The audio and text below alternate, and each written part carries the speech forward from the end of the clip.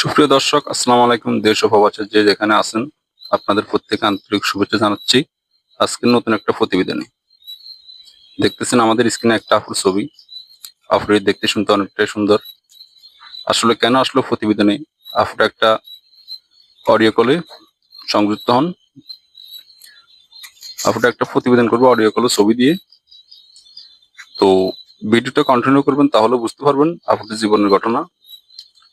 কথা না বাড়িয়ে চলুন আপুটির জীবনের কথা জানার চেষ্টা করি।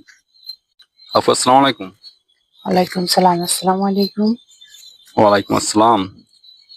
আপু কেমন আছেন? আলহামদুলিল্লাহ ভালো। আপনি কেমন আছেন? এই তো আলহামদুলিল্লাহ, আমি খুব ভালো আছি। তো আপু, আপনার নাম কি? আমার নাম ফাতেমা।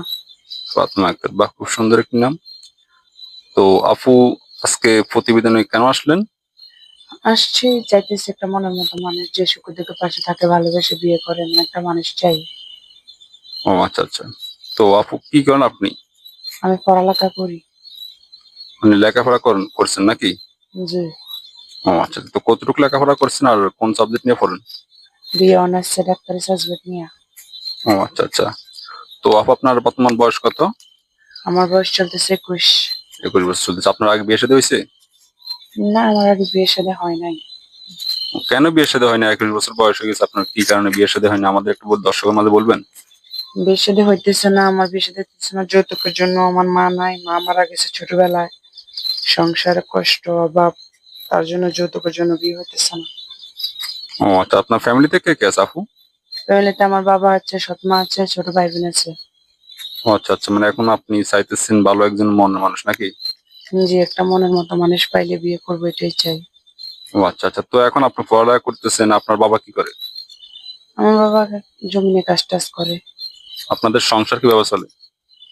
আব্বু কাজ কাম করে, আমি মাঝে মাঝে টিউশনিও করাই। ও আচ্ছা আচ্ছা, মানে পড়ালেখা করতেছেন আর পাশাপাশি টিউশনও করতেছেন নাকি? জি। ও আচ্ছা আচ্ছা। তো এখন আপনার যে বললেন সৎমা, আর আপনার আপনার মা তো মারা গেছে, বা সৎমা, সৎমা কি করে? কিছু করে না, ভাই বোনদেরকে নিয়ে বাড়িতে থাকে। ও আচ্ছা আচ্ছা। এখন আপনি চাইতেছেন আপনার কথা শুনে কেউ যদি বিয়ে শাদী করতে চায়, সে যেমনই হোক, তাই তো?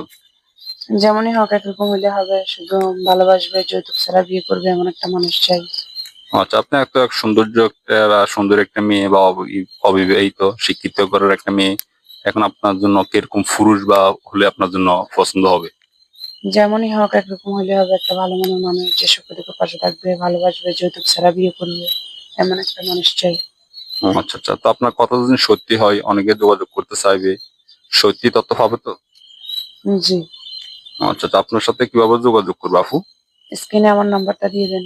মানে আমরা যে নাম্বার দিয়ে আপনার সাথে কথা বলতেছি, এটাই কি আপনার নাম্বার? জি, এটা আমার নাম্বার। ও আচ্ছা আচ্ছা। তো নাম্বারটা আপনার মুখস্থ আছে না আমি বলে দিব? আপনি বলে দিন। আচ্ছা, নাম্বারটা আমি বলে দিতেছি, আপনি আমার সাথে নাম্বারটা বলেন। এই যেটা বলতেছি, যে নাম্বার দিয়ে আপনি ফোন করছেন, এটা তো আপনার নাম্বার নাকি? জি। আচ্ছা, তাহলে আমি নাম্বারটা বলতেছি: 018 018 63 63 28 28 47 47 70। 70। এটা তো আপনার নাম্বার নাকি আপু? জি। আচ্ছা আচ্ছা, তাহলে নাম্বারটা ভিডিও দিতেছি। সত্য কথা বলবেন, সত্য দিয়ে জীবন শুরু করবেন। আর অবশ্যই নাম্বারটা খোলা রাখবেন। অবশ্যই নামাজ কালাম পড়বেন, আল্লাহর কাছে চাইবেন, আল্লাহ আপনার মনের আশা পূরণ করবে। এখন দর্শকের মাঝে আপনার কিছু কোনো বলার আছে?